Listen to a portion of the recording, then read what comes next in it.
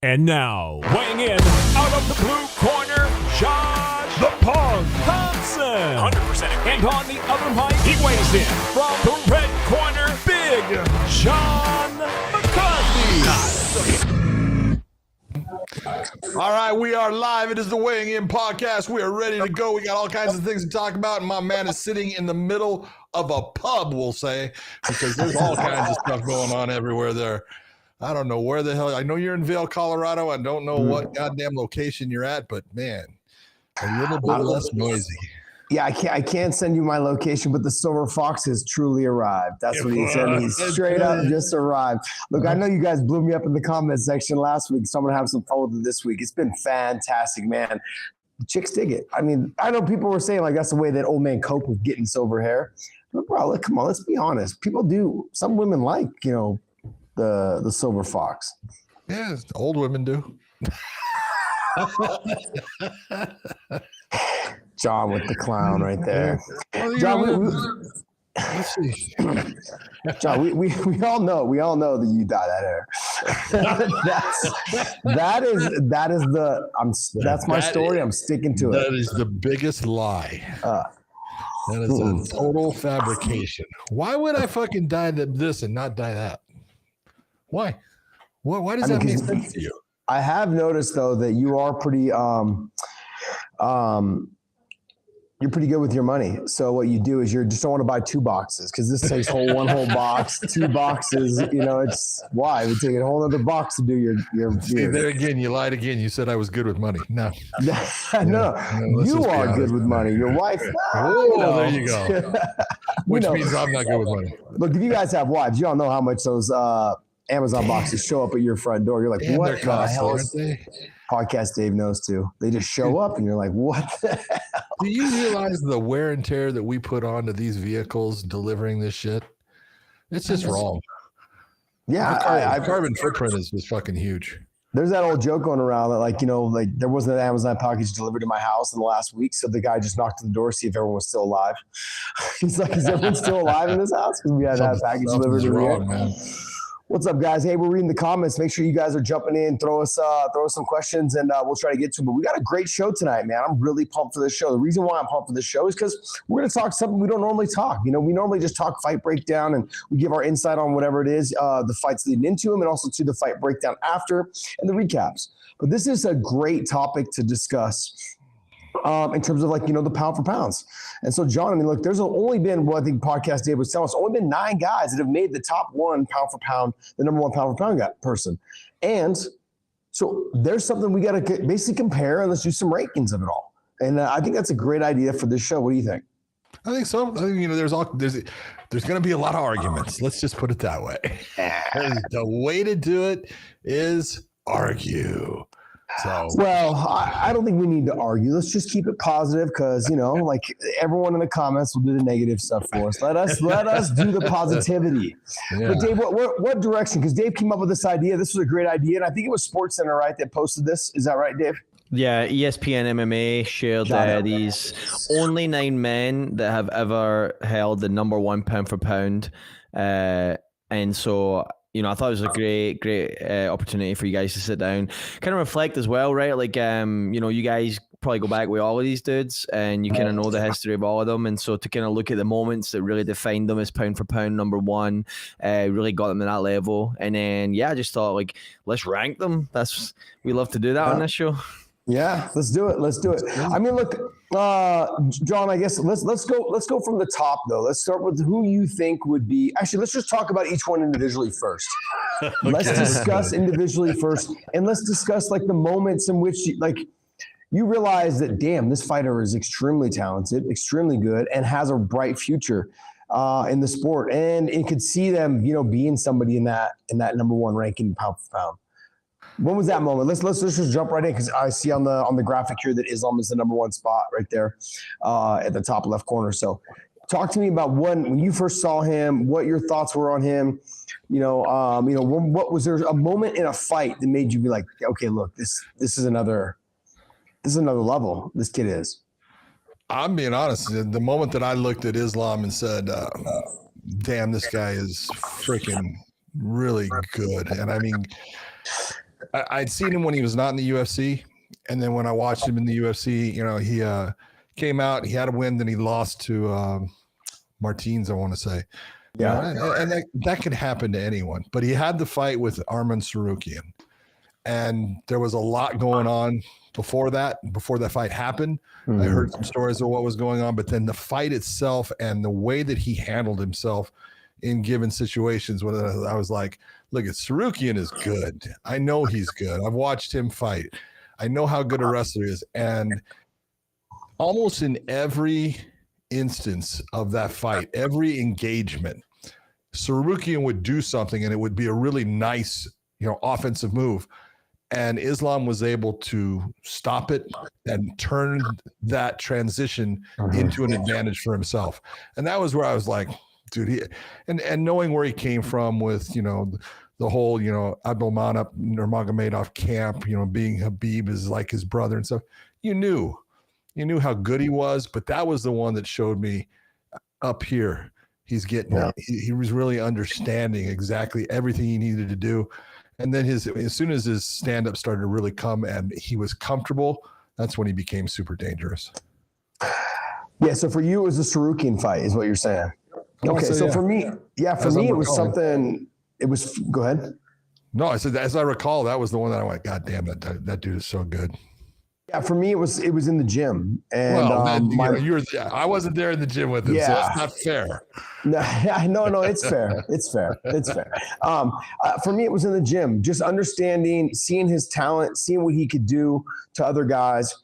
The guys were 185 pounds, guys that were 205ers, and be able to have success against them. Like I said, we've had world-class jiu-jitsu guys come in and they walk off the mat going, yeah, he didn't catch me, but I didn't catch him. But I've never felt somebody like that on top of me. Just the pressure, the squeeze, the movement, the controlling of my legs and just controlling my legs with their legs and focusing on the upper body control.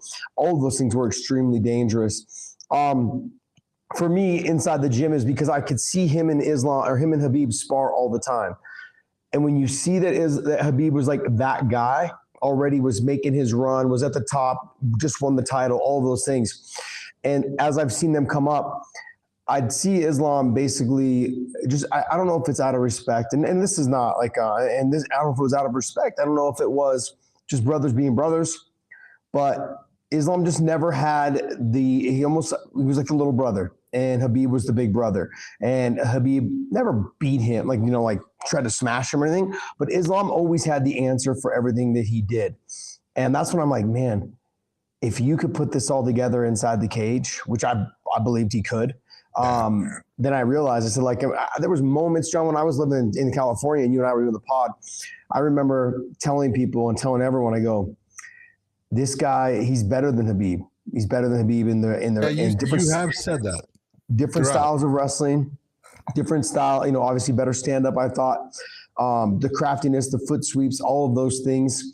Where he lacked was the mental capacity, and once he got that, which he has 100%, and you saw that I think somewhat like in the Dan Hooker fight, the Charles Oliveira fight, where he just kind of started calling his shots. I know if I take you down, I'm going to Kimura you. I know if I take you down, I can guillotine you. I know if I take you down, I'll side choke you. Like he knows where his position is. And I knew once that he started feeling that type of confidence, he's going to be super hard to beat. This new challenge for him though, John, is very dangerous. Nobody gave JDM the credit, to beat Bilal. And in this situation, no one's thinking that JDM's going to beat Islam. And this is going to be a tougher fight than people think. And like I said, I was texting with Habib recently and he was talking about the same thing. Like this guy, best guy we've fought. And I'm like, I would agree 100%, especially what you saw out of JDM in the last fight with the takedown, stuffing the takedowns, popping back up to the feet, putting the combinations together. It's going to be a dangerous fight for him.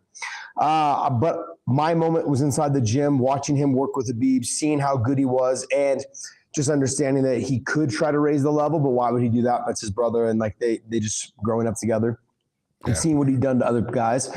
I knew if he could put it all together inside the cage, which he has, he'd be one of the top pound for pound guys in the world. So I've got him pretty high ranked up there. We'll do the rankings at the end. but I've got him pretty high ranked up there.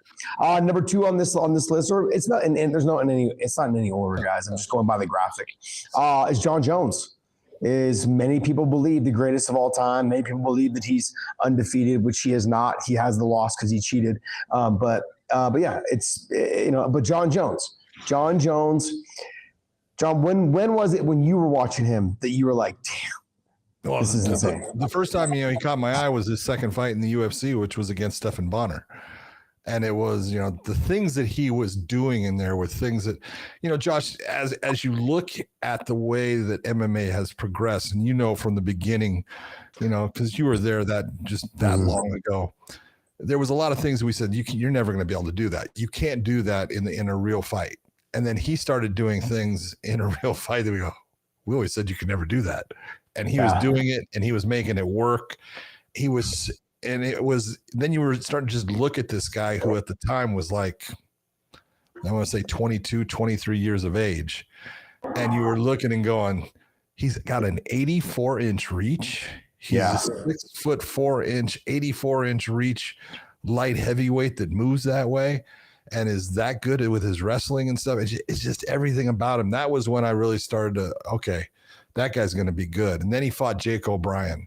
And he guillotined Jake O'Brien. I think it was the second round. I could be wrong. It might have been the third. But it was the way that, Jake O'Brien was someone that the UFC was really high on for a while. He was going to be this big heavyweight, and he was, going to take over the heavyweights because he was really good with his grappling.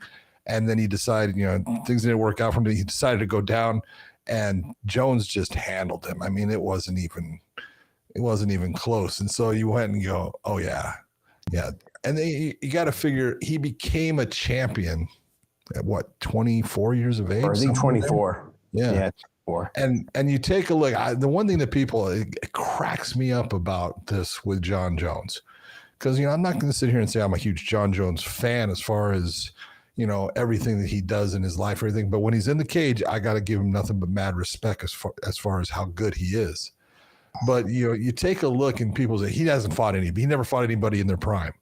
Well, he fought Mauricio Hua, when Mauricio Hua was the champ. Okay. That's facing someone in their prime. He beat Ryan Bader long ago when Ryan Bader was one of the best light heavyweights in the world. He made Vladimir Matyashenko just look like he couldn't wrestle, and elbowed, Vladimir till Herb Dean had to stop the fight. He fought Quentin Jackson. He fought Lyoto Machida. He fought Rashad Evans. He fought everybody. Everybody, and there was certain guys that kind of gave him a style problem based upon the size and everything. But the whole thing about, he never really fought anybody in the prime, bullshit. He fought the best of the best for years. And you take a look at the championship fights that he has in a row, the 5-round fights. Tell me what's his last 3-round fight? Yeah, he doesn't even know how to train for a 3-round fight anymore. Okay, yeah. I think his last 3-round fight was the Ryan Bader fight. I think that was it. Do you mean 3 rounds is in not title, or 3 rounds in it finished? Scheduled 3-round fight. Got it. I believe it was, somewhere, because he won the championship in 2011. So it was either 2011 or 2010 was the last scheduled 3-round fight he's had. Looks like Stephan Bonnar in 2009. That's the last one? Yep, because then he fought Rashad Evans was the last, this first decision after that, and it was a 5-rounder. So Stephan Bonnar, his second fight in the UFC was a 3-round decision. No. I'm not saying. Yeah, that was a 3-round decision. Scheduled rounds. Oh, gotcha. The last time he had 3 rounds scheduled, the fight would end, at the end of the 3 rounds. Probably the Brandon Vera fight, or Matyashenko, or somewhere up in there, the Ryan Bader. Because Mauricio Shogun was the champ at the time, right? Yeah, so, I think I'm trying to remember. I know the Vladimir Matyashenko fight was the main event of that show. I don't remember if they had made the main event a 5-round fight at that time. I know the Ryan Bader wasn't the main event. Yeah, it's hard to tell there. It looks like it's UFC Live, it just says, so it doesn't specify. But it was the main event of that card. Let's see. Where's that? Where's the Bader? Oh yeah, there it is. But that's why I say Ryan Bader was after. I know that was a 3-round fight. Yep. So he's main event. Everything after that. That's it. So yeah. And you know, that's freaking crazy. Yeah, for me, John, it was the Stephan Bonner fight. Watching this young kid do what he did to Stephan Bonner. And I mean, my question to you though is, knowing what we know now about Stephan Bonner, where he was in his life and the things that he was doing outside the cage, do you take some credit away from him then because of that? I always look at, you know, everything is, a lot of guys have problems outside the cage. Yeah. And Stephan was definitely one of those guys, and God rest his soul. But he always performed for the most part in the cage. He was a tough dude. He was a guy that went in there and gave you everything that he had, and he was always, you know, a hard out.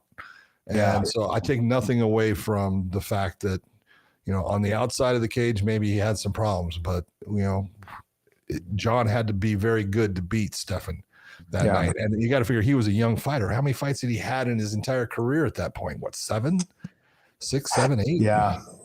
Yeah. Just to see the things that he was willing to try at such a young age inside the cage. That to me is what I felt set him apart. Like you said, people talked about, oh, I'm going to do this like movie type movements. You know, I'm going to do the spinning back elbows and the up elbows and all the other things. And but none of us ever did them because we didn't want to take chances, you know, but he did them and he had success with them. That was the other part. It's like he could throw something, but then to have success with it was impressive. Yeah. And to see, like, think about like how many other guys had thrown back elbows before John Jones? The only one that I can recall was, you know, that up elbow by Anderson Silva. You know, he did it against Tony Freuchlin in Cage Warriors. Yeah. I think that was the first one that I saw. And it's funny because his coaches were saying, what are you doing? What are you doing? And he's saying, I think this will work. And they're going, that'll never work. It worked. Yeah. But then John, take a look at now in this day and age, right? Molly McCann hitting a back elbow, spinning back elbow knockout. And like that's how far the sport has come, right? And then you had, you know, but that's because of what John Jones brought. He basically showed other fighters, hey, this can be done. I agree.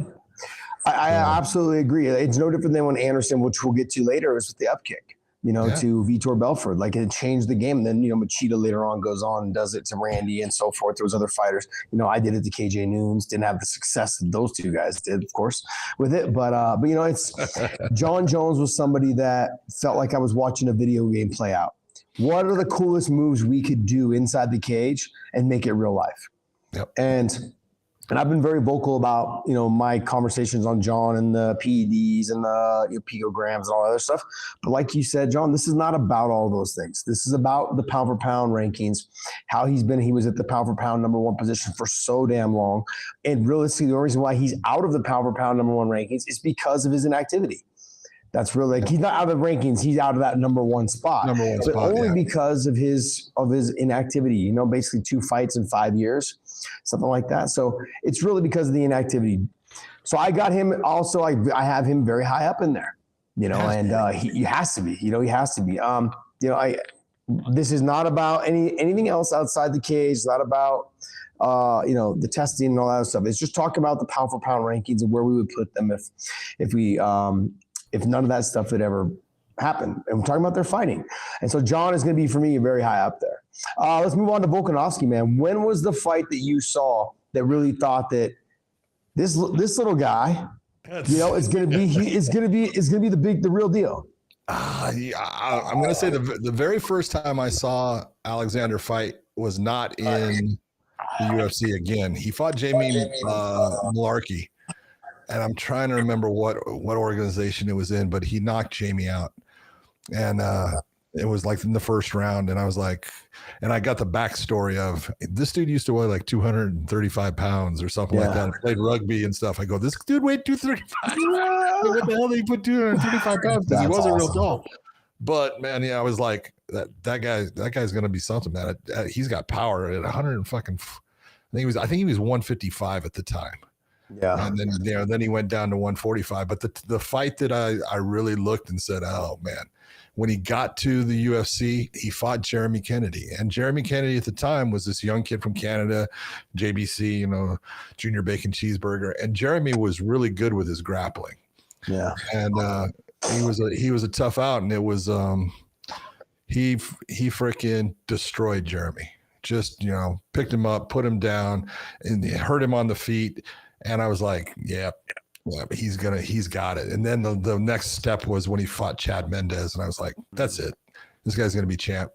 And I actually picked him when he fought, Max Holloway the first time. I thought Max was tremendous, but I said this style-wise is going to be a hard fight for Max.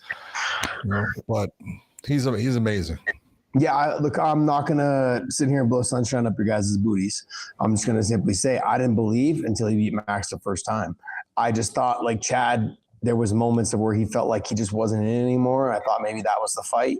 The Jeremy Kennedy, I didn't know enough about Jeremy Kennedy to be like, okay, look, you're remarkable. You beat, a kid from Canada. You weren't GSP and you weren't Roy McDonald. So at the time I was like, who are you? If you're from Canada, look, I'm being honest. I have to be honest with you guys. You guys as viewers and listeners, that's what we're here to do. But when he beat Max, I walked away going, damn, this he does it all. The leg kicks, the inside kicks, the boxing, the speed, just the bulldozer he was, and the conditioning and the cardio. That's where Max kind of pushed guys to the limit in that rounds 3, 4, and 5 with just his striking, touching you, peppering you, and the movement and still out there dancing, doing his thing and having fun.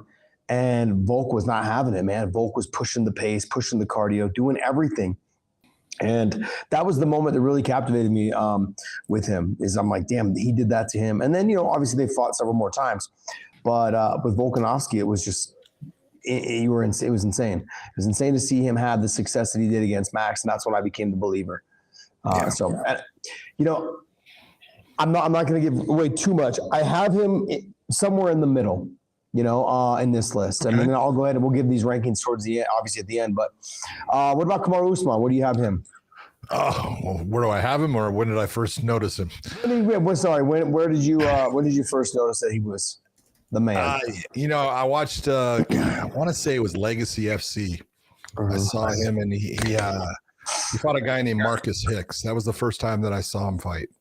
And Marcus was a good fighter, tough fighter. Had about he had a lot more experience at the time, probably twice the amount of experience as Kamaru. And I was really impressed with Kamaru as far as his ability to fucking just wrestle guys and just pick them up, put them where he wanted, and beat on him and just control the fight. And his ground and pound, when he got to using elbows, I was like, wow, he's good. And then he was on the Ultimate Fighter show that had the Black Zillions against the American Top Team. And when he fought in that, he fought a guy named Michael Graves, and Michael Graves was a good fighter. And he just, I think it went to a decision, I believe, but I thought it wasn't really close. I thought Michael Graves got handled pretty well in it. And then so you just look and I go, that was when I was like, man, when it comes to wrestling, this guy can wrestle his ass off. But he wasn't too much into being in the stand-up. And then he started, his hands got better. And as his hands got better, the wrestling kind of stopped to a point. But, he took on some good people when he was coming up. He took on freaking Leon Edwards. And he just, he at the time, Leon really couldn't wrestle. So he just wrestled and brought him down and beat on him. But he also took on Sean Strickland. People don't remember that fight. Yeah. And that was where I go, look, he's going to be a problem for people. They're going to have a hard time stopping him. At the time, right then, I think Robbie Lawler was the champ at welterweight. And I was like, you know what? If he can get past Robbie's hands, he can out-wrestle Robbie, and he can be a problem for him. Well, then the title switched, and it was Tyrone. And a lot of people were like, well, you can't out-wrestle Tyrone. I go, yeah. Oh, no. No, he can. Yeah, he can. Yeah. And he did. So. The Tyrone. Sorry. The Tyrone thing was, the Tyrone Woodley thing was, he fell in love with his power. He had some success with the boxing, and then he got away from the wrestling. He also got a little bit older, and wrestling becomes more difficult. Oh, yeah, absolutely. For me, it was the Leon thing, only because I had trained with Leon. I knew Leon's movement. I knew how fast Leon was. But shortly after I saw that, so the Leon fight kind of opened my eyes to him. Like, okay, look, this kid's good. Being able to get your hands on Leon was very difficult because the guys inside AKA, although a lot of them were good wrestlers, they had a hard time getting him because he was good and he was fast. It was like just trying to catch him. and get in deep enough on him, his movement and his speed and everything. So the fact that I saw him have success doing that, and then for me, John, it was the behind the scenes. Is I saw him at Mohegan Sun with Henry Hoof and hitting mitts, and his dedication, like seeing him, he was there with two other guys that were from Kill Cliff. They were all working together. But just watching him, his main focus was small little movements, throwing the combination, down blocking, coming back with the combination, hitting the double leg. He knew what his game was going to be. He knew his game was going to be 1-2, right hand, left hook, nothing fancy. And he didn't get away from that. He didn't stray away from what he was good at. And just watching him work, he wasn't trying to throw head kicks. He wasn't trying to be something he wasn't, even just in practice. And so when I saw that, and I saw that he was off season, and he had just fought probably 3 or 4 weeks before that, John, he was still just shredded and fit. And and when you're a fighter who knows, when you see guys out of camp and they look like that they have no other focus on this than just being their job. And so that was when I first noticed him going, okay, I just saw you have a great performance. And then I see you a month or two, 3 or 4 months later, and you're still in phenomenal shape. There was no fight coming up, because I was out talking to Henry about, hey, when your guys fight, he's like, no, none of these guys, none of them are matched up. They're just here, coaching and cornering with us and this and that. So, but they were putting in some work, dripping sweat, really getting after it. And I love the focus on that. So, with Kamaru, with Habib, here we go down with Habib. What do you got? When you were watching him, because let's be honest, John, when he came into the UFC, his striking looked like garbage. He was not, his wrestling was fantastic. Wrestling was fantastic, but he left himself out of position a lot in his striking. The wrestling, you couldn't tell if it was good or if just his timing was good. That's true. Because some of it, when he fought, what was his name? Charlamagne, or was it? Belarus? Belarus, yeah. When he fought him. Kamal Belarus. It's funny. Yeah, the internet does what the internet does.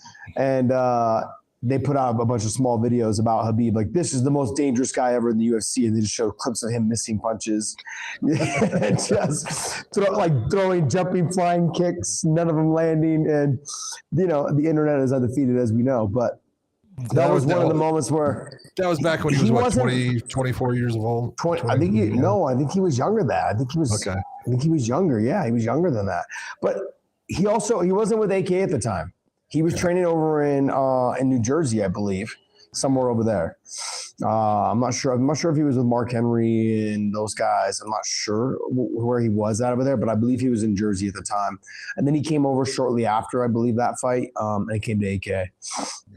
And he had great, had great success, yes. But that to me was to see his talent inside. For me, he won it for me inside the gym. Same thing with Islam.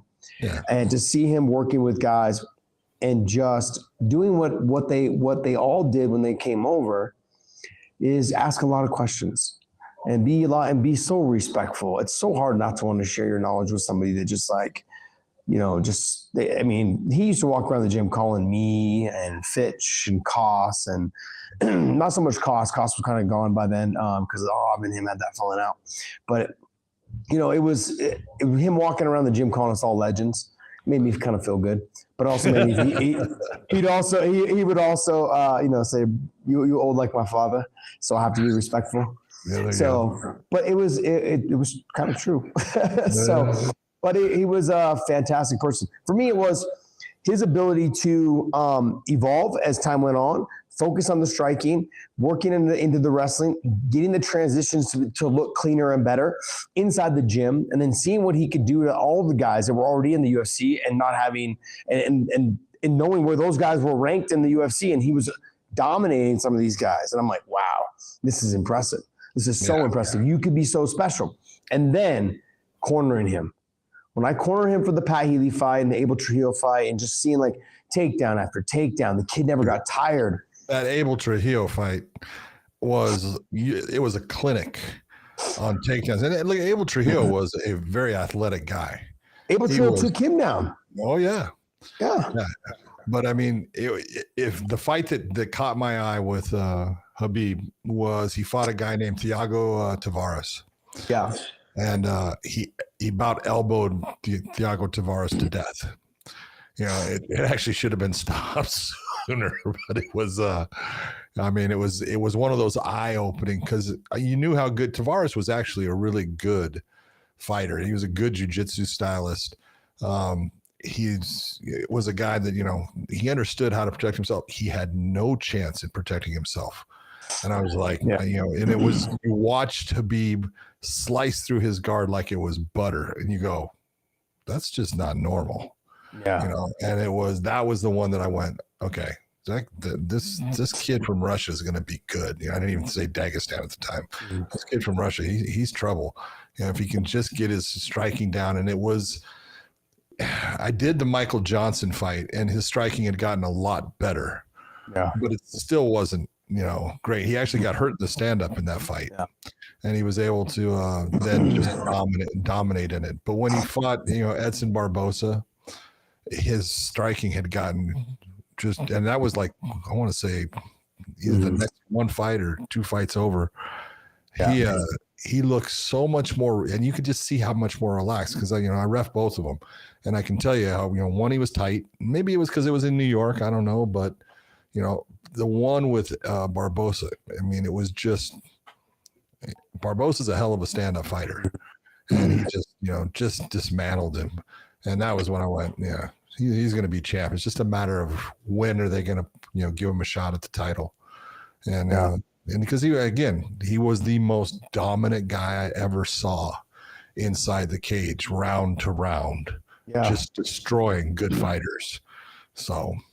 Yeah, so for that's kind of where I was kind of headed was his fight with Pat Healy. You gotta remember, he beat Pat Healy after Pat Healy beat Jim Miller and won. Remember, he won like fight of the night bonus, submission of the night bonus, or whatever it was, or finish of the night, and then never really got the money because he tested positive for weed, which I felt so bad for him because he won 2 bonuses for that fight, plus he won his fight money. He was gonna walk with almost $200,000. He was so stoked, and then tested positive. I was like, oh, jeez.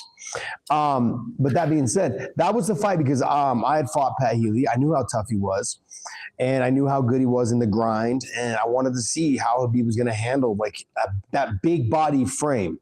Pat Healy walked around 200 pounds, 202 pounds.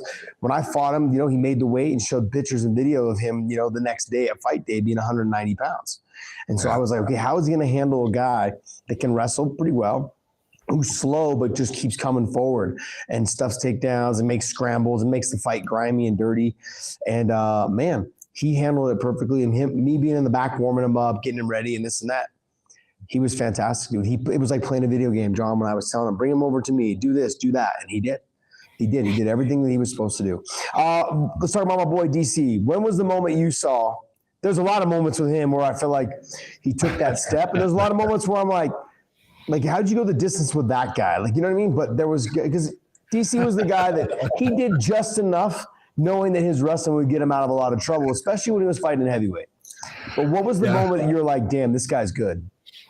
The first moment I saw DC, I knew of DC from wrestling, and I knew, his whole, Olympic story and everything, and he got, the whole weight cut thing killed him, and he was pulled out of the Olympics, and you look and you went, oh yeah, that's freaking horrible. The first time I saw him fight was in Strikeforce, and I want to say Jason Godsey, and it's Jason, I think Riley or something like that. Yeah, Jason Riley. Okay, Jason Riley. Boston, Houston. Yeah, and it was he went out there and he actually knocked him out, and I was like, that's impressive, guy who's already throwing his hands and seemed fairly comfortable with it. But it's the part that really you looked and made me go, okay, DC is going to be somebody, is when he fought Bigfoot Silva. And Bigfoot Silva had a ton of experience over him at that time, and it was he went out there and he beat him in the first round, knocked him out, hit him with a shot and then hit him with hammer fist and ended the fight quick. And he was the alternate coming into that tournament, that heavyweight tournament. that had some fantastic, had freaking Bigfoot Silva, Fedor, Andre Arlovsky, Verdum. Fabricio Verdum, freaking Josh Barnett, just had some incredible fighters in it. So the heavyweights. So that was when I really, that was when I went, DC is going to be a problem for people. He can wrestle so well. And it was, it wasn't so much, DC made the wrestling part look easy. Because and he always high crotched people. He fucking high crotched people and dunked them on their head all the time. And I think he suplexed Josh Barnett. And when he did that, I was like, okay, he's definitely on his way. Yeah. But the whole thing with getting in the UFC. Josh, we got some feedback right now. Yeah. You got feedback? Yeah. Is that better? No, it's not better. Huh. It's just kind of echoey. It echoes mine now. Sorry, guys. All of a sudden, it just happened that way. Yeah. I can hear myself. No, let me try to turn this thing off and back on, I guess. Test. Yeah, still going through. Still there? Yeah, just get another echo. Let me turn this off and turn it back on and see if it attach. Okay.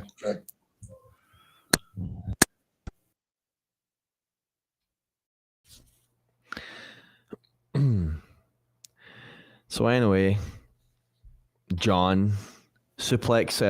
You said Josh Barnett, right? Yeah, Dan suplex Barnett, and that was when you went. Just it right here. Which one? The big one over here is kind of it's the best. No, that's just like he's just lifting him up there. Yeah, that was one of just one of his double legs where he just carried him over. But the suplex of Josh Barnett was very impressive. It was a belly to back suit. He just didn't do that to Barnett. Barnett knew what he was doing. And then he went in the UFC, and it was a shame because his fights in the UFC, Frank Mir and Roy Nelson, he really he didn't want to lose, and you could tell, and so he could have done better, but from that point he really started taking off. Should we hop over into DJ? Oh yeah, let's do it. All right, why don't you talk to us about DJ while we get this boy to figure out what's going on? The part about Demetrius Johnson that was just incredible was how well-rounded he is, and the things that he could do, and how fast he was, and he was he was just so fun to watch when he was fighting, because you never knew exactly what he was going to do, and he would pull off things that you just didn't expect someone to. When he jumped into the UFC, though, the flyweights at the time, was not a big division. No one, didn't have a whole lot of, depth to it. Didn't have a whole lot as far as, big names or anything. And so it was one of those ones, because he came from, the WEC, and when they brought everybody over, he fought guys in the WEC, like Brad Pickett was a guy that beat him. And he fought Nick Pace and Damasio Page, who was out of, Jackson Winklejohns at the time, a real tough, rugged fighter. And he was getting decisions, but he wasn't really, I think he might have gotten a stoppage against Damasio. But there we go. Is that better? Yeah. I think I'm back. Sorry, guys. I don't know what happened. That's all right. Test. Yeah, you Is it sound better? good now. Is that, Yep.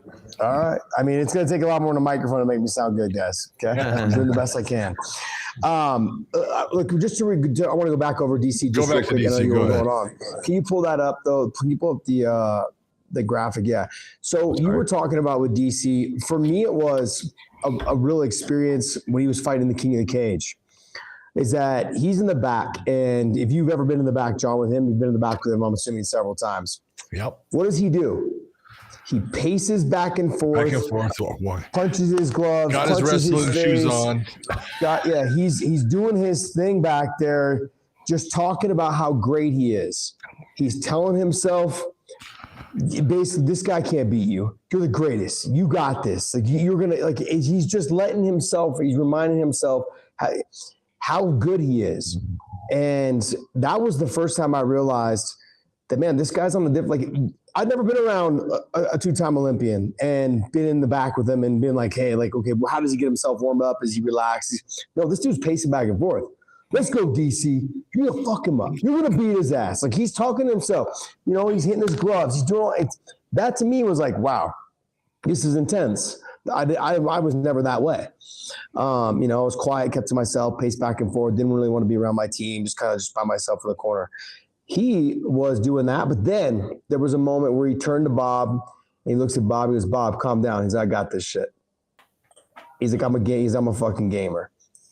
And when you have somebody of that level who's competed on the Olympic level and they turn to you and he's like the king of the cage, right? In my mind, I'm like, this is the king of the cage. Like, dude, like if you don't win here, you're never going to be UFC, right? And, you know, and he had huge success and that obviously winning the fights. But then he gets, like you said, for me, with the breakout fight was the Bigfoot Silva. Yeah. A lot smaller than Bigfoot Silva, fighting at heavyweight. And taking the fight on short notice because he was an alternate. He didn't have a full camp for it. I think he had only 4 weeks, and he was the alternate for it. And we both trained together at the same time, and obviously not together in terms of working, but he just came in with the energy, man, the energy of just what he had to do. And DC, despite how he looked, during that time and so on, I call him Kung Fu Panda for a reason. The guy had fast hands, great reaction time, and one of the most just athletic people I've ever come across in my whole life. He could do so many things, and I'm just like, man, how did you do that in that body? And he could do it. And you just got to give him credit, man. Like the other thing, even though he didn't look the part, but damn, he was so athletic, so good at what he did, and just fantastic. I mean, I can't say enough about him. That was my breakout moment for him, was the Bigfoot Silva fight. And as far as DJ, DJ had done all of these things, John. He pretty much couldn't be beat. For me, what he did to Henry Cejudo, and I know there was years and years, where he was already the champion at that time. But the first time, because everyone thought, oh, Henry's going to take him down. Henry's going to, he's got the speed. Henry was starting to look like he was the thing. And Henry was the one that was the kryptonite for him. And the way he was able to beat Henry with the body shot, he controlled the whole tempo of the fight, all of those things, it shocked me. It shocked me. Now, I'd seen him have success against the other guys, but at the time I was still very active as a fighter. And for me, it didn't resonate because he was a 125-pounder. And I'm like, they're 125. And I didn't give them the respect that they deserved at 125. I just didn't. And, but damn, to see him, and I go back and watch some of DJ's fights and to see what he did. Remember the one where who was it against? Ray Borg, where he picks him up, drops him right into the armbar. Like, just to see the things, it was like he was doing things. I was like, damn, that's so impressive. So impressive. So I've got, DJ's one of my guys that I've got up there at the very top. So it's understandable. Where do you put Jose Aldo? I'm not where do you put him, but where was your breakout moment for him in the Jose Aldo situation?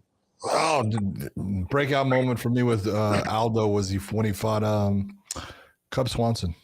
There you go. We're on the same page. Because it was so freaking. Cub was really fighting well at that time, and so you look, you said, all right, this is a good matchup, and I mean, he came out flying knee, and Cub doesn't quit. And he just folded. He folded down. You knew how hurt he was. And just ended the fight. What was it, 6 seconds? I want to say. It seemed like it was so much. Yeah. I think it was 8. I think it ended up being 8 seconds. But it was he ran across the cage, flying knee, and Cub came across the cage at the same time and met him in the middle, and bam, it was over. And then when he fought Faber up in Sacramento, and man, he just leg kicked him to death. And it was I have nothing but respect for Uriah. I've watched him throughout his career. He was he was one of my favorites to watch just because of the way, he got the fans in, walked out to the, the whole, California song and everything. And dude, I actually felt sorry for him. I was there at the fight, and I was like, Jesus Christ, man. I don't know if you're going to be able to walk again. and it was that bad, and he just dismantled him. He had him falling on the ground. He had him just, it was kind of like, I hate to say this, but when you have little kids and they're sitting there pulling the wings off of the fly or the butterfly, you go, just at the time, there was just a huge gap in their skill sets, and Uriah was great. He was a previous champion, so. Very morbid of you to say, like, pulling the wings off of the fly. John went all in on that one. Like, just totally destroying him and picking him apart. It was bad. Oh, man. For me, it was the Cub-Swanson fight. But like you said, it was such a small sample size of just how explosive he was and what he could do and all those things. But then what he did to Uriah with the leg kicks and just the damage, and we're on the same page with that. I wish I had some other stories to tell you about Aldo. Just Aldo he was with the WC, with the UFC, and I was with Strikeforce and fighting in Pride at the time. Just different areas. I never really got to watch him fight up close and in person, except the Conor McGregor fight. I was literally sitting like a couple rows back when they fought, and it just like, damn, like, this is the time, right? And the whole intro and the walkout and all that stuff. But for me, it was definitely the Cub fight. Man, they got to keep an eye on this guy. This guy's fantastic. He's, and then to see what he did to Uriah, and his kicks and his athleticism. It's just fantastic. I've got him, obviously, for me, I've got him high up on the list because he did it for so long and defending those titles for so long, WC champ, UFC champ, and all of those things. I've got him high up. And then last but not least, you got Anderson Silva. Oh, man, I think that I'd been watching Anderson for so damn long and knew of, him as a fighter probably from back in, I want to say close to 2000. Mm-hmm. He had a fight with remember Carlos Newton? Oh, yeah. He fought Carlos in Pride. Canadian, right? Canadian. Oh, yeah. Good guy. Great fighter. But he had that fight. I mean, he hit Carlos with a flying knee, and it was like, Jesus Christ, because he had fought. Pride? I was in Pride because he had fought. He had fought Hayato Sakurai. Yeah, and that was in Shudo, and it was he kind of it was at 170 when you think about it. He kind of beat up on Sakurai, and then he knocked out Ron Canero, and it was like. Now this guy on the stand-up is trouble, But then he had the fight against Chonin, Chonin, if you remember, and he got the flying scissor taken out into a heel hook. Oh. Yeah, inverted heel hook. That was impressive. It was, he was losing that whole fight, but he got him, and you said, okay, so we know it as Achilles heel is, he can't grapple. Well, then he learned how to grapple, and he had big fights that no one really knew about at the time, unless you were a hardcore. He fought Lee Murray. Lee Murray was this big thing from England at the time, and just destroyed him in the stand-up. Lee fought tough, but just didn't have the ability to beat him. And so it was, I knew of him, and when he was coming over to the UFC. His first fight was going to be Chris Lieben. Yeah. And I was like, everyone was sitting there saying, oh, Lieben's on fire. He's doing that. And I was like, this is a horrible fight for Chris Lieben. And I really liked Chris. He was, just a good guy. But, they were talking about, oh, no, Lieben's, he's going to beat him. I'm thinking, there ain't a chance in hell of Chris Lieben beating Anderson Silva. And Anderson just put it on him. I mean, was a sniper in that fight. Just hit him with everything he threw. Chris had Chris was getting hurt. He was falling down, getting back up. Yeah. And it was just a matter of time before I was, able to stop it. But that was, when I knew he's going to be a serious problem for everyone here. And the next fight they put him was in a championship fight against Rich Franklin. And Rich was a popular guy at the time. I was surprised they put him that fast into a fight with Rich. And he showed, in that one, I've gone over that fight too many times as far as he hit Rich with a knee to the freaking solar plexus that took you could hear the air going out of him, just gone. Yeah. And then he was like, I just heard him. And it was probably 40 seconds of him fighting, going, and I was like, oh, dude, just freaking, go down and I'll stop it for you. I felt bad.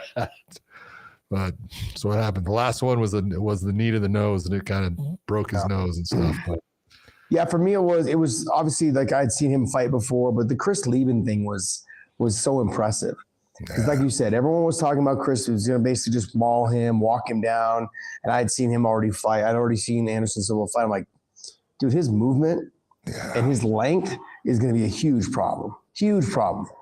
Now, where I did think I was impressed by him then, but then when he was getting ready to fight Rich Franklin, I was like, he doesn't have a chance. Rich is going to be physically the bigger, stronger guy because Anderson had fought at 170 before. Yeah. And I was like, man, like if once Rich gets his hands on him, he's not going to be able to stop him. Rich is just going to kind of bully him around. Rich was physically a big size guy, muscular, had a well build, Ace Ventura, kind of looked to him, but man, the guy could fight. And southpaw, I thought maybe that would give Anderson some problems. None of it bothered him. The clinch, the tie plum, the knees, all those things, just wow. And that's when I was kind of captivated by him, in those moments where I was like, man, you're so good. You're so good. I've got him in the mix somewhere in the middle there, in terms of my rankings, but I don't have him at the top. I've got him somewhere in the mix, but a lot of my rulings and my basis is based on what weight class you fought in and when you fought in that weight class, like in that era that's not fair. That is kind of fair, John. No, what's that's fair is who did you, okay, but it's really who you fought. Okay. I mean, even if we were to say that, I mean, like guys like John Jones fought a lot higher competition, and look, for me, the only reason why, I guess we go on, DJ did it for so long consistently. Anderson did it as well. Those two guys, I've got them up there in the mix, but I don't have them in the, I got DJ kind of a little bit higher than Anderson. Can I give you some criteria to go off of, just that way it may help you out a bit? So here's some things to consider: the time they were at the top, the quality of their opponents, the finishing records, the title reigns, their clean sheet, so testing positive and all that, and then their overall MMA skill set.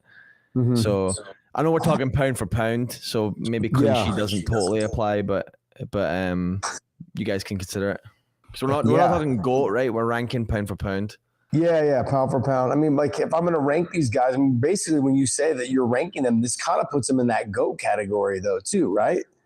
If you've been the pound for pound, you're kind of there's no GSP, which is I know that's the part I was looking. I'm like, well, because John and DJ were there at the top while he was there. So like he never made pound for pound because John and DJ had such a long sustaining, and same thing with the Aldo. Those guys were always at the top and they did it for so long. Aldo didn't lose for what, 10, 11 years? Yeah. It's insane. Anderson didn't, what, he had like a 17 fight win streak? Yeah. 16 fights in the UFC before he lost to Chris. Yeah. Interesting. Right. So are you ready to do the rankings? Yeah, let's do it. Okay. So start with your number 9. Who's your number 9 ranked? Oh my God. John. Chat, let's see what you got too. Who's your number 9? So for me, it's going to be Kamaru Usman will be my number 9. I hate to say that, but like I'll have Kamaru Usman only based on the fact that when he was the champion there at the top, he fought Colby twice, he fought Masvidal twice. It was the repeats instead of having new blood and wiping out that whole division, which he beat the division, getting there, but not being the champion. Does that make sense to you? Yeah. And that's kind of where I'm at. So I got Usman at number 9. I got DC as number 9. Okay. Yeah. Well, and there's reasons why. Okay. You're going to sit there and say, well, pound for pound, he lost to a guy that was in that twice. Yeah. You can take it away as far as, the fight was taken away and stuff. But other than that guy, you could look at, some of the quality of, he beat Alexander Gustafsson. That's a big fight. That's a big win. He beat Anthony Johnson. That's a big fight. That's a big win. But he had some in there that you looked at and you go, decent, but, not great fight. Nothing against, DC, but he would be at my number 9. Really? Huh. Even like, okay, is it, I guess because, I mean, are you not counting because the Strikeforce fights were not in the UFC? Yeah, that's not the UFC. Okay. Yeah, and that the pound for Even pound. though most of those fighters ended up being in the UFC, a lot of those fighters did, but okay. But, you know, like, you know, I'll start it off. You know, he had Frank Mir and he had Roy Nelson were his first UFC fights, and you know, he did great there. You know, he won, but they weren't impressive. It wasn't impressive wins. And then so as I'm looking, when was it that he got impressive? Look, when he fought, you know, Pat Cummings was, you know, coming off of the bench, you know, good wrestler, tough guy, but, you know, wasn't thing. Then he beat Dan Henderson handily. But, you know, but Dan was up and, you know, he wasn't fighting at middleweight. He was fighting at light heavyweight. Yeah, Dan's small. Dan should have been a middleweight guy. Dan just didn't want to cut the weight. Went to 205. Yeah. And so, you know, I understand that. That's why I'm going off of, you know, as I look at some of these things, you know, all right, but, you know, Cormier, when it gets into that section of his fighting career, you know, he has some good wins. Like I said, you know, I'm not going to say his win against Anderson. That was, you know, he was supposed to fight John Jones. Then there was a lot of things that went on, but the Anthony Johnson 2 wins against him. That's big. You know, the Gustafson big, but you know, then he has the win against, you know, Ozdemir. Okay. You know, not that, you know. No, I get you. You know, but he has the win against Stipe, but then he has 2 losses against Stipe. Yeah. So he's got 2 wins against AJ, Anthony Johnson, who was never champion, but was always there at the top. I get it. Stud fighter. I get where you're at. So for me, though, I'm going to go to number 8. I'm going to put DC at number 8. Okay. So, but I put a little bit more credibility. I know it wasn't in the UFC, but there's something to be said about beating Josh Barnett. I'm sorry. Like, there is. Josh Barnett, yeah. But that was in Strikeforce. I get it. I understand that was a heavyweight. You beat that guy. So, you know what I mean? So I'm going to, but I still put, he beat Stipe, and, you know, he had a lot of success at the 205 pound division. But I put DC at the number 8 position. Who do you have at number 8? It's a rough one for me, but right now I'm going to have to say my number 8 is Kamaru Usman. Yeah. So we're just kind of flopping there. Yeah. And then for me, would you have at number 7? Number 7, Jose Aldo. And the whole reason is this. Again, I'm not bringing in the WEC days. I'm just going to go with the UFC days. And then, you know, he had a good long run, but then he's had a lot of time where he's taken, you know, a lot of losses and stuff. And yet you have to take a look at that and stuff. So he had an incredible run in the WEC for a long time. Yeah. You know, and just, you know, dominated people. He had a great run in the UFC also, but near the end we had a lot of losses. And so that's why I put him where he's at. Got it. Really, we're holding it against him because he had such a great career early, and then now as the guys get younger and better, and the talent's getting a little bit like more stiff, and there are more athletes in it, you're going to hold it against him? Not holding it against him. This is you got to pick somebody in some position here, and so I got to say that Aldo's my number 7. Man, that's messed up. So that's your number 7, huh? Yeah, for me, it's going to be Anderson Silva. Okay. So I'm going to put Anderson there at number 7.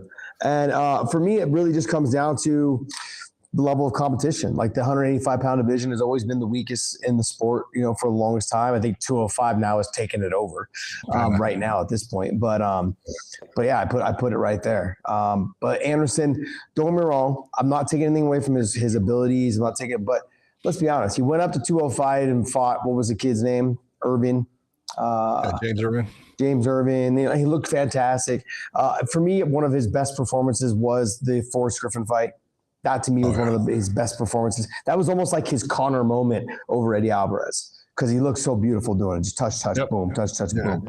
He wasn't getting touched. Yeah, but John, like up until he went to 205, I really didn't give him a whole lot of credit even then, being that like the guys he was fighting. I'm like, these guys are not. Think about what he did with Patrick Cote, like he was kind of losing that fight, and then Patrick hurt his knee.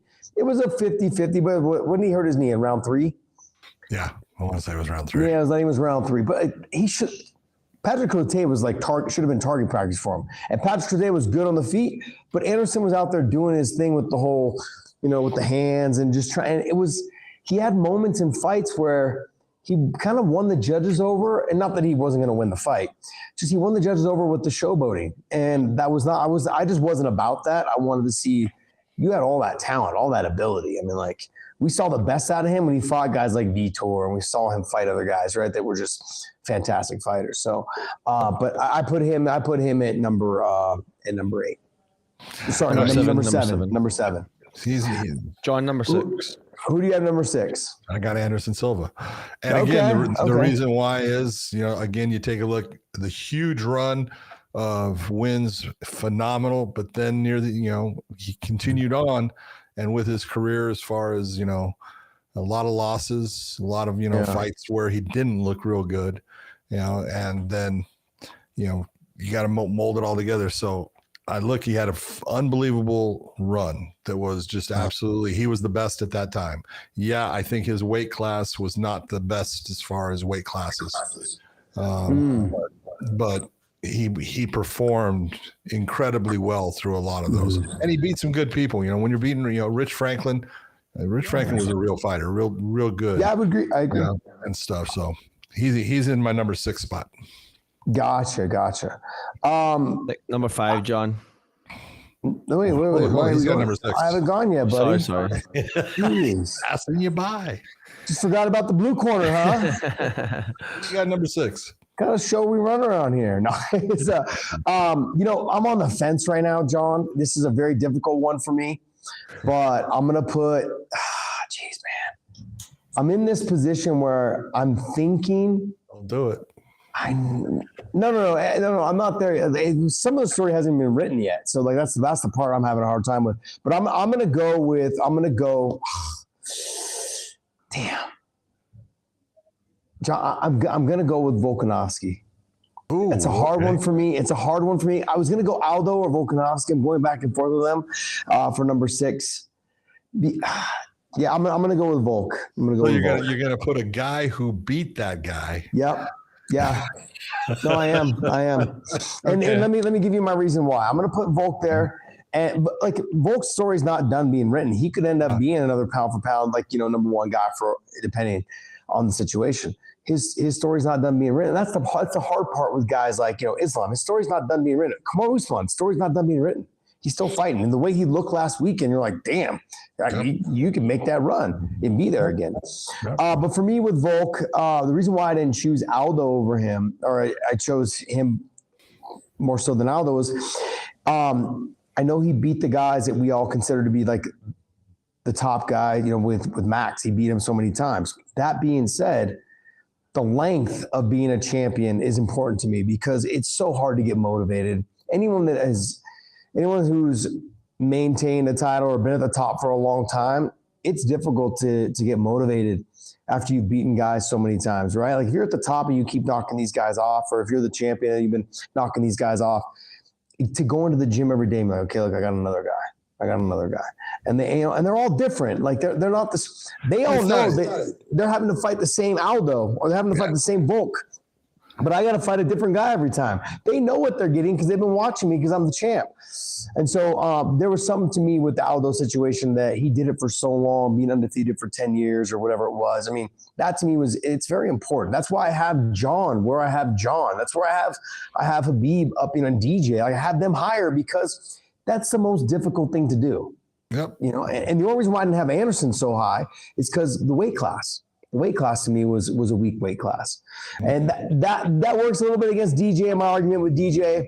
Just, I don't know, something with me with DJ, just, because DJ then went on somewhere else and had success over in one as well and fighting bigger guys that were definitely not that. So, all right, anyways, let's go ahead and move on to the next one. Sorry, Dave. Well, number 5 for me, Alexander Volkanovski. Okay. Yeah. So you just talked about him and stuff, but yeah, look, he's had incredible fights with Max. He had the fight with Brian Ortega shows everything you need to know about how tough he is, and his ability to fight through things. He deserves to be in that position, in my opinion. Yep. And then I gave you all the reasons why I have Aldo. So I have Aldo right now. Okay. All right. Yeah, just that's all. Like I said, I can flip them either way. Aldo's 5, you said? Yeah, I have Aldo as 5. Yep. And then who do you have as number 4? Islam Makhachev. Okay. Yeah. Yeah. And that's because, again, and part of that is the story's still being written. Yeah. And so he's had, some really good performance. His performance against Charles Oliveira was freaking unbelievable. He just dominated that fight in a way that was like super impressive, and to get a submission win was just like crazy. His fight against Volkanovski was, the second one with the head kick and stuff. Now Volkanovski's coming in off of, not a lot of time, but still, he went out there with a guy that could have gotten in his head based upon the last round of their first fight. Yeah. Didn't. Went out there and did the job. So I have him as my number 4. I wanted to just hit the comment real quick. Constant Jackass. He said, I'm sorry, but GSP is higher on the GOAT list than Khabib. This is not the GOAT list. This is the pound for pound. So GSP was never the pound for pound number 1 guy. Otherwise, he'd be on this list. There's only been these 9 guys on the pound for pound list in the UFC. So I just want to let you know that's what we're talking about. Johnny come lately. I'm busting your balls, Constant Jackass. Bottom line is, John, I've got Islam in the same spot. But a lot of it has to do is the story hasn't been written. It's not done yet. And so, let's be honest, if he beats JDM and captures the second title, I've got him probably closer to number 1. Defending because the lightweight title had never been defended more than 3 times. He's done that. Now he's moving on, capturing another title. Habib never went up and did that. But I've got him right there. I've got him. If he wins that title, I've got him probably being number 2, to be honest. Yeah. Probably somewhere. But there's a lot that has to happen between now and then. This is true. So you got Islam at number 4. I got him at number 4. Who do you have at number 3? Demetrius Johnson. DJ. Mighty Mouse is the guy there. Who did you say 4, John? Islam. My 4? Both of us said Islam. Islam. Oh, you said Islam too. Yeah. Okay. You've got DJ there. Yeah, I know. Yeah, I'm gonna put DJ there too. I know. I'm gonna put DJ there. I'll put DJ there at number 3 as well. Yeah, the reason why I put DJ there too is that DJ did have the loss. Yeah. Just he had the loss to Henry, and then went over, and then he had a loss over in 1 as well. And I know we're not really trying to include those, but but then he obviously came back and wins the title and does whatever he wants to do over there as well. For DJ, just doing it for so long, John. That's the thing. Just having the success for so long. So obviously number 2, I think I know where you're going with this. I think we're going to line up for 2 and 3, or sorry, for 1 and 2, but 2 and 1. You got who? My number 2 is Habib. Yeah. And that's based on not enough championship fights. Obviously undefeated record, unbelievable fighter, most dominant fighter I've ever seen, but didn't do, he left early. That's what it is. Yeah, John. You and I are on the same page, and as much as we all want to watch him fight, I have him at number 2 as well. It's not for me, just like you said, to me, he was the most dominant inside the cage and just controlled everything. Like I said, early in his career, looked a little sloppy in moments, but still dominant. That's early in his career, but he won. Exactly. But he won. And look, being 29-0 and being in the UFC and everyone talks about it. Like we just saw Patchy Mix the other day. Doesn't matter how good we talk about him being, not being able to get it done inside the cage is a real thing. Under the bright lights. He had that moment with Juan Archuleta. I thought that moment would have passed him by, and then doing it again in the UFC. And I think it caught him a little bit. This is a situation where Habib never had that moment. No bright lights were ever big enough for him. Wow. And it showed in the Conor fight. It showed in the Justin Gaethje fight. There was never a moment that was too big for him. The Justin Gaethje fight, he just lost his dad. Think about that. Yeah. Like, think about that. Like to do what he did and just have such a dominant performance, get the finish, and the story behind not wanting to hit an armbar on him because he didn't want to break his arm, knowing that Justin would never tap, that he really just wanted to like get the triangle or a choke so he, he could put him to sleep, he could wake up. But if he didn't tap, he knew that Gaethje would not tap. He knew it. So why go for something where he had to break something? That to me just says a lot. And he's a big fan of Justin Gaethje. And that to me says a lot about him as an individual and a person and as a human. And I know him personally, so it makes me feel really good about putting him at number 2. There you go. And Jon Jones is obviously our number 1. Yeah, it's hard. It's hard not to. This is us putting everything aside. Yeah. Not only inside the cage. That's what we're talking about. The pound for pound, how long you were there, all of those things. Jon Jones is that number 1 guy.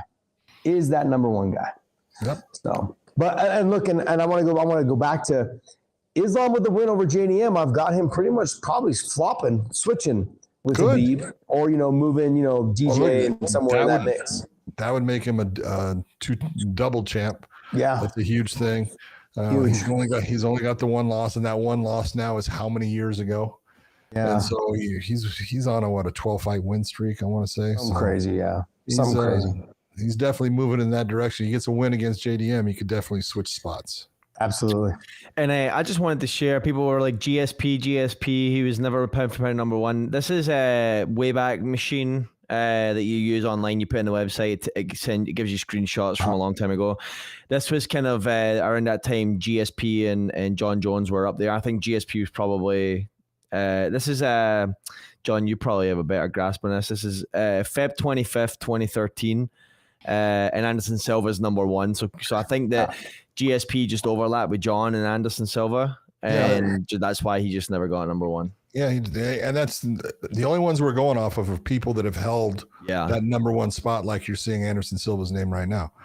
So there's only been 9 guys that have held that spot. Yep. I mean, let's just be honest, man. I mean, Dana White didn't like Canadians, so he didn't put him there. I'm just kidding. Hey, guys, I want to thank you guys so much for continuing. I know we had some super chats in there. Did you want to answer those there, Dave? Yeah, let's do it. So First one is from Shiz Akhmedov. Big John, how incredible is it to this day Islam can't beat Khabib's record? Even if Islam gets to 30 or 40, he will always be 1 loss in his record. Aren't you amazed by that, Josh? 29-0, go undisputed. Look, I don't have him ranked. I've got him on the fence right now in the lightweight division. I have him ranked higher than Khabib, but just obviously the record kind of does affect it a little bit. But if he goes on to win a second title, like I just said, I'll have him ranked above Khabib. And I don't even think this. I mean, Khabib obviously hopes that he ends up being a 2-division champion, wants to have him have as much success as possible. And I think it's great, man. I think he's got an opportunity to do this and to become a 2-division champion. I think it's a big deal. Maybe he can't beat he'll never be able to catch the 29-0. No, that's gone. But he can do things that Khabib never did. Exactly. So what else you got, Dave? All right. Sean Wing, my first ever fight I saw was DC versus Antonio Silva. John, you mentioned this earlier. DC was different back then. Mm-hmm. Well, he was different as far as, he was a young man. This is the one thing about DC that you got to look at, and you got to, understand it. He came into the sport similar to Randy Couture, after being this Olympic wrestler and this guy that had an incredible wrestling career. You got to figure DC was wrestling, Cael Sanderson. Okay, that's who he was wrestling in the NC2A finals. Okay, Cael Sanderson was, legend, everything. He's the coach of goddamn Penn State while fucking DC is fighting. Okay, so he got into it late, and had an incredible career based upon the time that he had. But he was, as much as Josh is, talking about how athletic he was, a lot of those things were going away from him as time went on and he got older. He wasn't able to do a lot of those things, and they leave you. And there's reasons for everything, and he had that moment where he was really good, and in Strikeforce, DC was really good. Mm-hmm. I mean, really, he was explosive. as he was in the UFC, that explosive kind of went away a little bit. It was there for a couple of his fights, but you know, he had an amazing career. You know, when you look at it, you can't take anything away from him. Let me tell you guys a story though. DC was someone that he trained hard, but at heavyweight, he realized like these guys can't out wrestle me. There's nothing they could do to me. Like if I don't want to go to the ground with you, I don't go to the ground with you. He was fighting Frank Mir. And when he was getting ready to fight Frank Mir, we did a autograph signing, like an appearance at Buffalo Wild Wings together. I'm 2 weeks out, John. So I'm like dialed in, having a salad, some chicken, you know, just trying to like get through, you know, like basically get my weight down. Right here. Yes. We are there. That dude's eating fried chicken wings, and he's drinking mimosas. And not mimosas, mojitos. He's drinking mojitos and drinking and Coke and like soda. And I'm like, bro, how are you doing this? It's like, I'm a heavyweight. That's what's great about being a heavyweight. I was so jealous, you know, obviously, but I mean, I didn't stay. He stayed and hung out, watched, you know, we were watching, there was like a UFC event. We were watching the rest of the UFC and we had a signing there and an appearance there. And yeah, that was the difference. But then when he got down to 205, there was a lot more focus. It was a lot more like these guys can wrestle a little bit. These guys are faster. Like he knew what he had at heavyweight. He was the faster guy. He was the better wrestler. He knew Frank Mir could never take him down. It's like, this guy's never going to take me down. He can't sniff a takedown on me. He would walk around talking like that. It's like, there's no way. And the speed, definitely, he was the faster fighter. But like you said, he sometimes took it for granted, I think. And so sometimes you saw those in his performances. But man, I'll never doubt his willingness to win fights. That guy his mindset was just, he's a gamer. He was a gamer, 100% a gamer, man. Yeah. Love watching him fight, love watching him train. Hated being coached by him when he wasn't in camp, but we were all in camp because he was an ass. Like he was, 50 push-ups, do this, more drills, faster takedowns, more wall drill. Like he ran a boot camp when it came to him not having to be in the wrestling room, but it was great. So, but he was definitely one of the greatest additions to our camp that we ever added. Definitely. What else you got for us, Dave? Let's last one is Blood and Beer, who just said, why is GSP not on here? But we did explain that, so yeah, all good there. And then we've got UFC Fight Night coming up this weekend. Mm-hmm. So can you there we go, Jamal Hill versus Khalil Rountree. Jamal Hill, as Dave likes to call him. I want to talk about where this is. This is in Baku, Azerbaijan, man. They're going a little ways away. Have you been there? I have not been to Baku. I've been to Turkmenistan, but never been to Azerbaijan. Wow. What's it like? I haven't been there. No. What's Azerbaijan like? I haven't been there. Oh, sorry. I thought you had been there. You were talking about a town inside Azerbaijan. I don't know. Turkmenistan. I've been to that. Gotcha. Okay. That's weird. That's a weird place. Yeah, before we get into this, though, hey, guys, I wanted you guys to join us over at OnlyFans and meet us on over there. Look, we do this obviously live. Right now, we're streaming live on OnlyFans. So if you guys have questions in the OnlyFans category, you guys are watching us for OnlyFans, which there's normally a couple of people over there watching us. We've got a pretty big following. We've been partnered with them for a little over 2 years now, and we've been able to engage with a lot of our fans on that platform based on the fact that we've had other fighters and athletes join the platform as well. So it's been great, and I'm glad we do live over there every Tuesday night like we do with you guys on all the other platforms. So head on over there. We provide extra content. We do our fan favorite fighter of the month, and that only releases on our OnlyFans channel. So check that out. We always wrap that up at the end of every month. So we'll do that right after the pay-per-view this month. And we drop that. It's available over there. It's about a 15 to 20 minute long segment where John and I pick our fan favorite fighters of the month for OnlyFans. And we drop it on that platform. So to make sure you guys don't miss it and subscribe us over on OnlyFans.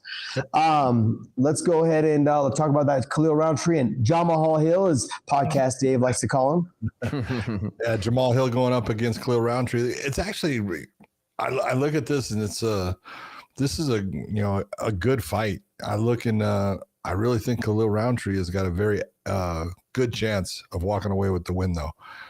Jamal he's good on the feet, but so is Khalil. And I know Jamal Hill's got power. Khalil's got power.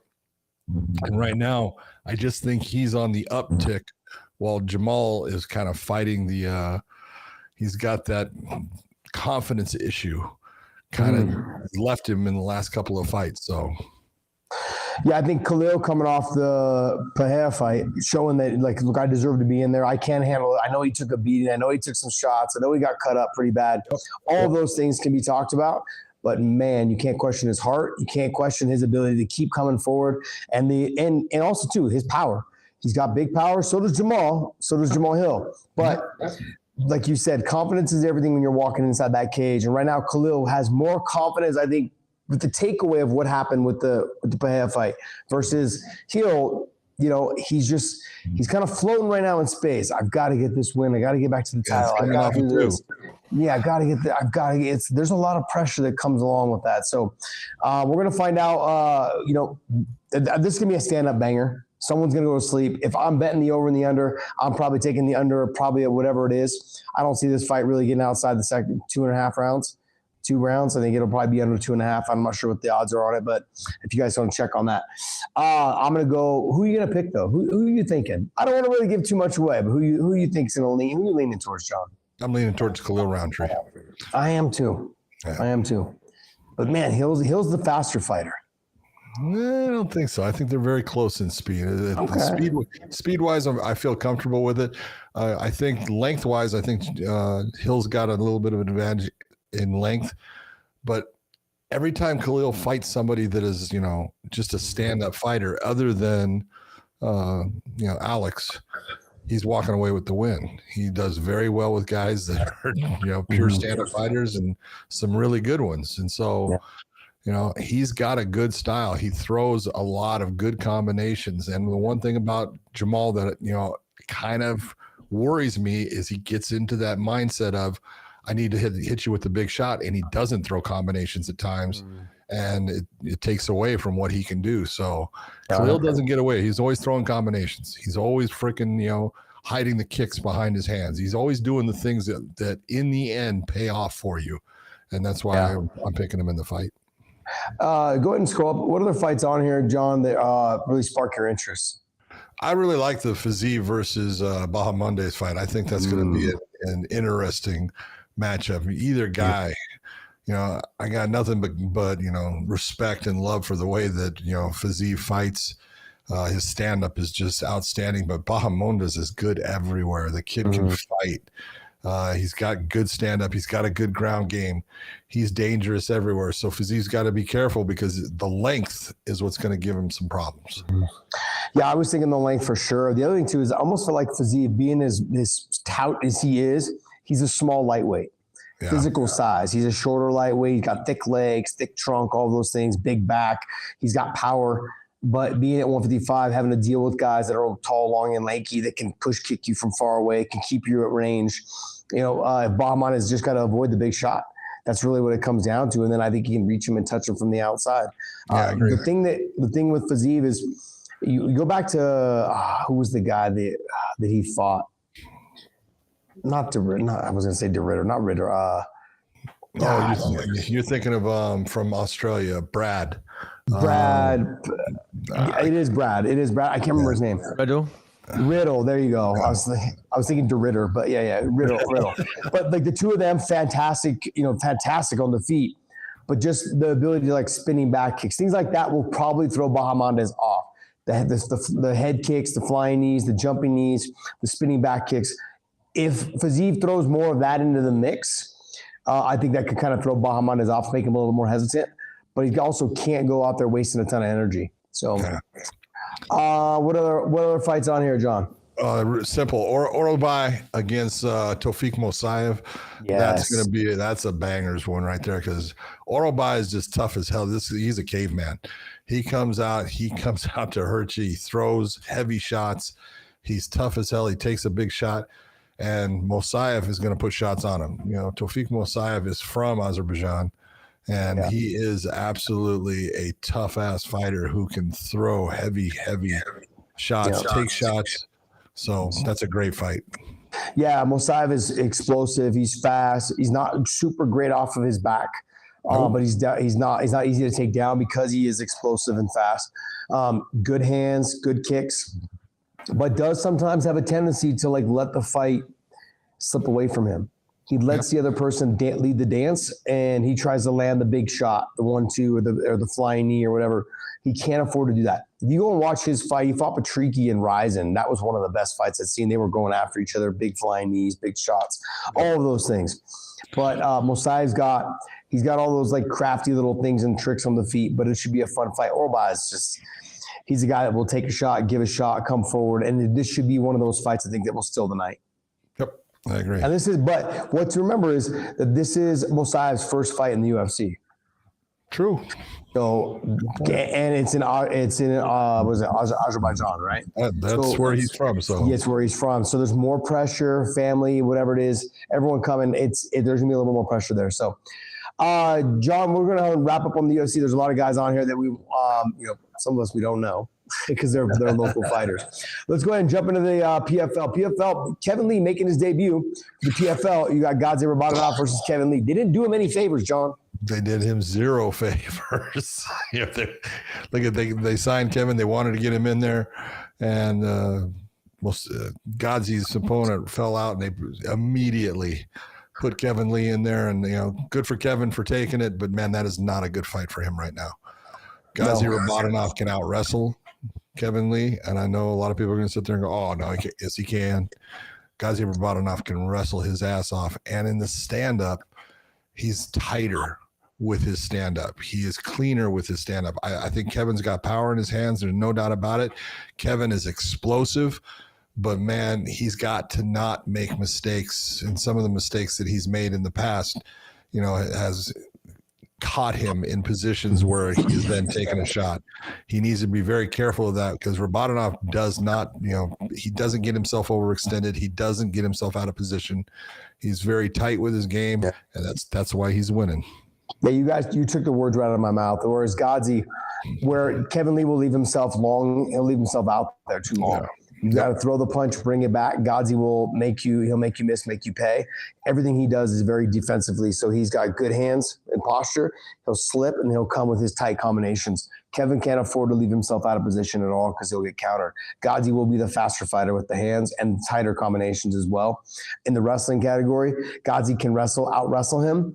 I don't think Godze's going to wrestle too much based on the fact that he doesn't want to get stuck underneath him. But I don't know if I don't think if he does threaten the takedown, he'll get the takedown real quick, let him back up, let him know that it's there, keep him a little bit more loyal with his hands and have to worry about the takedown. Godze right now is firing on all cylinders, winning the lightweight tournament last year for PFL. Now into this right now, he's on a roll. I don't know who's going to beat him in the lightweight division. I also want to know is how is Kevin Lee's weight cut? He was fighting at 70 for a long time. How is he going to handle putting the weight back on? And, Godze's not a big guy. Godze's going to be fast, quick, explosive, all of those things. And how will Kevin Lee handle that type of speed?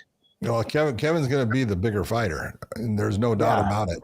But how much gas is in the tank? When it gets past that first round, that's the real question because the weight cut's going to cause him some issues. Yeah. Next fight. What other fights are on there? You got Liz Carmouche taking on Elora Dana. Mm-hmm. Elora Dana is undefeated as a fighter. She's really good with her submission game.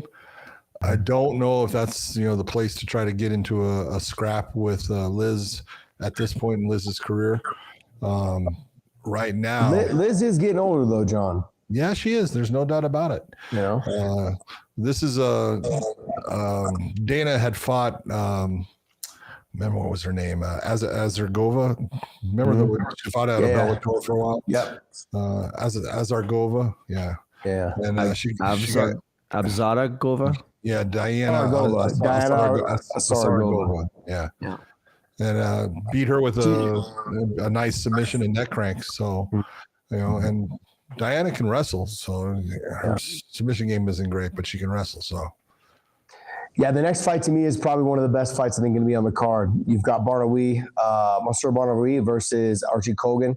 Kogan's great wrestling, big power in his hands. Someone who he's fallen in love with his power, but he's got good boxing. but he will wrestle you when he needs to. He's not afraid to use it. It's not like he's just trying to prove a point by standing on the feet. He just knows that not a lot of people can take him down. Barnawee's one of those guys, though, that is extremely tall, long, and lanky for the weight. Very crafty on the ground. Very different types of sweeps and elevator sweeps and lifts and come underneath. Like, he's good being off of his back and able to get to the top position. He's got a good side choke. He's got long arms, long legs. So he'll attack, that Arming guillotine, the Darces and the Anacondas from anywhere, anytime. So Archie Kogan's got to be careful for that. But I think this, to me, is one of those fights where if I'm someone going, okay, well, what fights am I really going to pick to watch? To me, it's the Archie Kogan and probably the Jake Hadley fight. Those two fights right there off the top of my, and maybe even the Brett Primus and Alfie Davis, because there's, you have the grappler versus the striker. But those are the fights that I think that I'm looking forward to watching the most. Yeah, it's going to be a tough, that fight for Brett Primus that you're talking about. He's definitely got the advantage on the ground. He is way above Alfie Davis on the ground. But on the feet, Alfie Davis is way more competent than Brett Primus and way faster. Way faster. Speed is going to be a problem. That's the problem. Brent Primus is phenomenal on the ground. It's just he's not the fastest of fighters. But man, he's got pop in his kicks. He's got pop in his hands. Just it takes a while for it to get there to your chin. And there's nothing he can do. He is getting a little bit older in age too. I think he's 36, 37, somewhere in there. So he's not like he's going to get faster between now and then. Yeah. So no matter how many speed drills you use and everything like that, so it's not like you get faster. So what other fights on here, John, were you looking at? I think Primus is closer to 40. Yeah, is he really? I thought, okay, that makes sense. Yeah. All right, let's wrap up our PFL talk. Yeah, he is 40. He is 40. Yes, 40. Still looks good though, man. Still looks good. Good looking young man. This is the topic that I wanted to talk about the most on this show. Was John Arman Tsarukyan is set as the UFC 317 backup fighter. What is your take on this whole situation? You've got Charles Oliveira and you've got Ilia Topuria for the lightweight title. That being said, Arman Tsarukyan was the number one contender. He was ranked number one on the lightweight rankings. He got overlooked because of what happened before in the past. This is almost like, hey, we're going to give you this for your chance to make up for it. Do us a solid. Be the backup fighter. What is your take on him being the backup fighter? And if you're Ilia or you're Charles, what's your thought process? As a backup, he's a problem for both because of his wrestling. Now, Charles has already fought him, so Charles has a good idea. And Charles, had moments in the fight that he was doing well.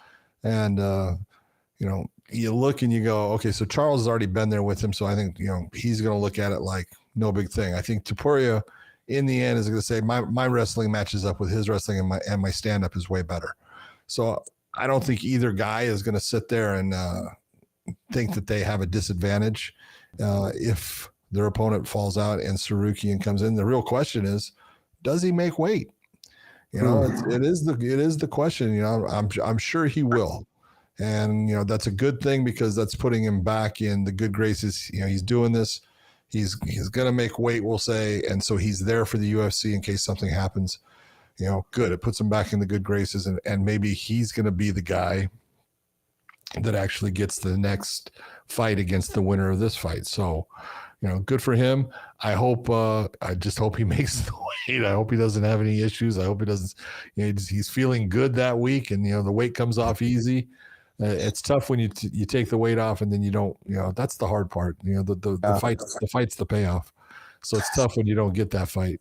But, I just look and I go, for both guys, it doesn't matter. It doesn't matter. They'll be able to, respond if Tsarukyan is the one that steps up. But I want to see the matchup that they have. Yeah. Hey guys, I want to remind you guys we offer memberships, $199 and $499 memberships. I actually sent off all the packages. They all got delivered. I sent in some bonus packages of Element. You guys are members. We do giveaways once a month, and we were able to get out our 3 packages to some fans. Also signed some autographs on there and sent out some apparel from old UFC stuff. One of our fans actually wanted to purchase some of the apparel that I had because I had it signed by Kane and DC and Rockhold and myself, and so But yeah, so we got off our packages of Element. Use the link down below in the descriptions, and then we'll send you a bonus package with every purchase. And John, for me, let me ask you guys this. Is if you are somebody like Ilia Topuria and a Charles Oliveira, it's mainly Charles Oliveira, do you game plan and say, what happens if I don't fight? And I let these two guys get after it, and then I fight the winner. Like, why would I want to line up? I guess for me, right? Like, this was the fight that was supposed to happen. I know you don't want to pass up on your title shot. You may never get it again. I understand all of that. I look at it and I go, man, the fight to have made was the Tsarukyan versus Ilia Topuria fight. That's the fight to me, and nothing against Charles Oliveira. Do you just say, like, hey, let these two guys get after it, and then let me step in afterwards and fight? I know you don't do that, but I guess as a nerd and a fan, I'm trying to go like, hey, I feel like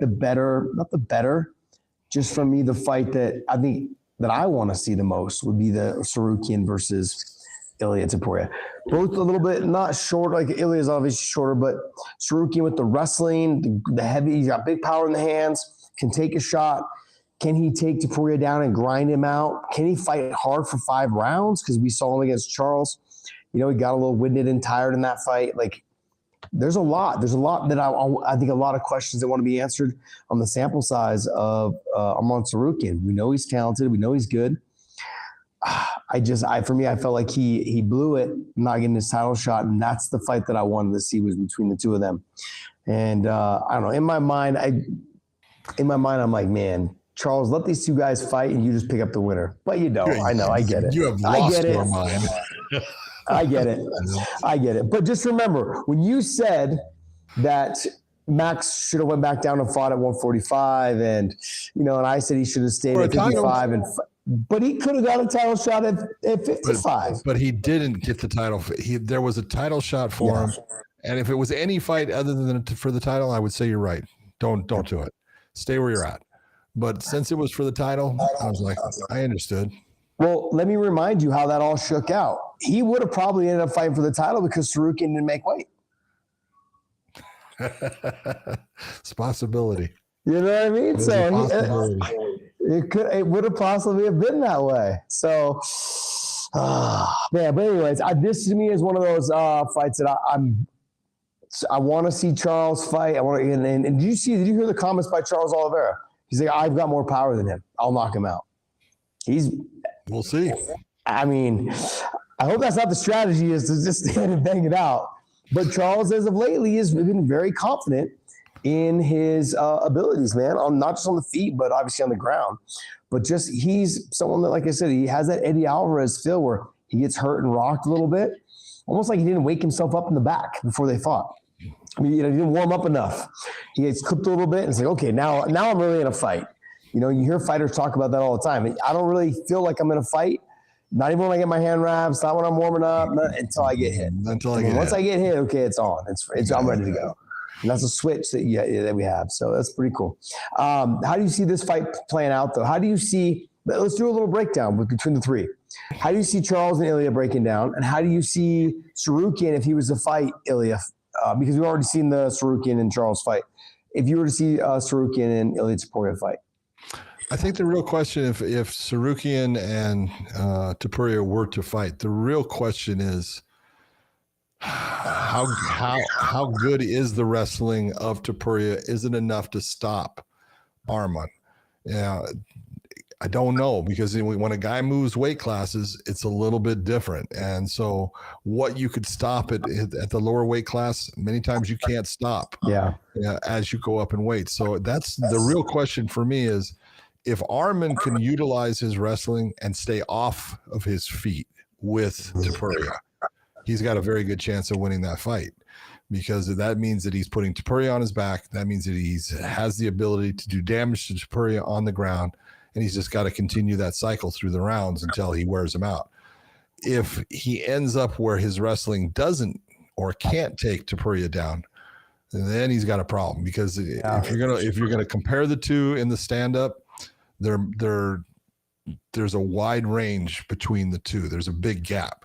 Topuria you've got to go back and watch him and watch his footwork, because that's the thing that makes him so good. He is so tight, and he slides his feet in well. He doesn't leave things. He doesn't lunge forward. He's always bringing his body and his feet with him, so he has power because he can move his hips. He's not leaning. He does everything really well in the stand-up, and that's how he catches people. So I think he has a huge advantage in the standing part of the fight. I'm going to basically reiterate what you just said. It's the way he slides his feet in, and he makes you miss by just a small margin. Whereas a lot of MMA guys, they try to make you miss by a lot. So what I mean by that is they're ducking their head way to the right or way to the left, or ducking their head way low. Yeah, they're pulling back real hard. He's not doing that. He's just covering real tight, stays everything right here, and his hands are always on his chin, and he makes you miss, and then he goes ahead and he counters. He makes you miss and he counters. He's on point when it comes to the boxing. And there's been moments in not just my career, but I've seen the guys inside the AK gym when they hurt their foot or their ankle or their knee and they had to work nothing but boxing. And to see them just evolve, their stand-up got so much better during that time. He spends a lot of time on his boxing, and you can just tell just the movement, the subtle movements, the footwork, the sliding in and out, moving the whole body, and not opening up and not loading up to land the big shot. He knows he has power. He doesn't need to load up. And he has power because he has balance. Yeah, and that's what makes him special. That's what really makes him special. So, my whole thing on him was before I didn't see a big enough sample size on him. I wasn't overly impressed with some of the stuff,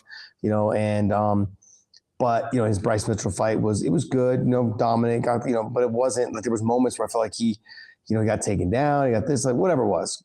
But then when I saw him, when he fought Volk, when he fought Max, you could say I've given some excuses for those fights, but then I can't take away what he did. He's so talented, so tight with his techniques. This fight with Charles, it's got me a little nervous. I think he's more likely to beat Charles, and I'm a huge Charles fan. I feel like if Tsarukyan doesn't get him out of there in the first 3 rounds, I think maybe Ilya starts to take over the fight. But is it going to be enough? Enough. Will it be too late too soon? Will it end up being too late in the fight if he loses 3 rounds from wrestling? But there's a lot of questions to be had there, but I'm looking forward to it. I saw we had someone join as a member, Blood and Beer. I like that name, by the way. Welcome to the fam. And, like I said, we do giveaways once a month, and we'll try to do one next week, going into International Fight Week and having some fun with this stuff. So we'll probably try to do at least 1 or 2 giveaways for next week, and to make it special for the International Fight Week. Dave, is there anything else that we want to chat about? No, we can wrap it up there. All right. Hey, guys, if you guys can, please do us a huge favor and start sharing our content available across all platforms. If you see that, numbers are down a little bit or in that chat, I know that I've got Old Man Dave, got Lazy Bed, you guys always holding out Meat Rocket 69. You guys are always holding down the chats for us. I want to thank you guys, man. I know I look like I'm 60 years old right now. I was 38 last week. This week I'm 60 something. Okay. Look, it's the sunburn. It's the silver fox. I get it all. But hey, you guys, it's been a blessing. It's been fun. Use that link down below in the descriptions for the Element, and they will send you a bonus package with every purchase. And subscribe to us over at OnlyFans, man. Great content over there. There's other fighters you guys can follow over there. DJ's on there. Corey Sandhagen's on there. Corey Sandhagen's just been showing his balls. Yeah, and don't look up Corey because you're going to see some hairy balls. He made $1 million last month because he was showing his balls. Whatever. Whatever works. Also, too, if you guys want to go to WayneMerch.com, pick up some of our apparel, and we'll be making a change with our products here in the next probably couple weeks. I'd say maybe 2 weeks. We're going to be doing limited launches, and so hopefully we can have that all set up. The whole tariff situation kind of affected that for a little bit. So, things were way overpriced. So we're going to get that launched here pretty soon. And I want to thank you guys so much for supporting us. And John, take us away, buddy. For everyone out there, I hope you enjoyed the show. Have a fantastic week and enjoy the UFC from Baku. And be sure to check out the PFL that's on Thursday night. A great night to watch fights. So enjoy the fights, and we will see you.